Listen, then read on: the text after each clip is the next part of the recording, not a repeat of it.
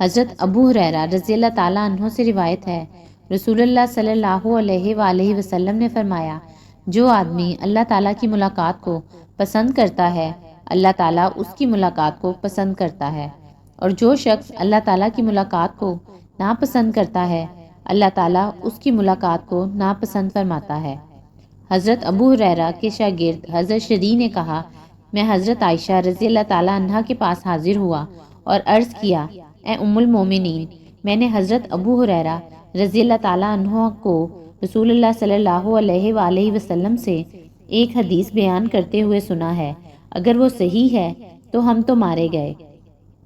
حضرت عائشہ رضی اللہ تعالیٰ عنہا نے فرمایا، وہ کون سی حدیث ہے؟ میں نے کہا، وہ کہتے ہیں، رسول اللہ صلی اللہ علیہ وآلہ وسلم نے فرمایا، جو شخص اللہ تعالیٰ کی ملاقات کو پسند کرتا ہے، اللہ تعالیٰ اس سے ملاقات کو پسند فرماتا ہے، اور جو اللہ تعالیٰ کی ملاقات کو ناپسند کرتا ہے، اللہ تعالیٰ اس سے ملنا پسند نہیں فرماتا،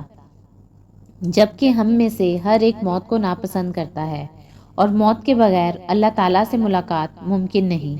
حضرت عائشہ رضی اللہ تعالیٰ عنہا نے فرمایا، حقیقتاً یہ الفاظ رسول اللہ صلی اللہ علیہ وآلہ وسلم نے فرمائے ہیں، لیکن اس کا مطلب وہ نہیں جو تم نے سمجھا ہے، بلکہ یہ اس وقت ہے جب نظر اوپر اٹھ جائے اور سانس سینے میں اٹکنے لگے اور جسم کے رونگٹے کھڑے ہو جائیں اور وہ کانپنے لگے، یعنی نزع روح کا عمل شروع ہو جائے۔ اس وقت جو شخص اللہ تعالیٰ کی ملاقات کو پسند کرتا ہے، اللہ تعالیٰ اس کی ملاقات کو پسند فرماتا ہے، اور جو شخص اس وقت اللہ تعالیٰ کی ملاقات کو ناپسند کرتا ہے، اللہ تعالیٰ بھی اس سے ملنا پسند نہیں فرماتا۔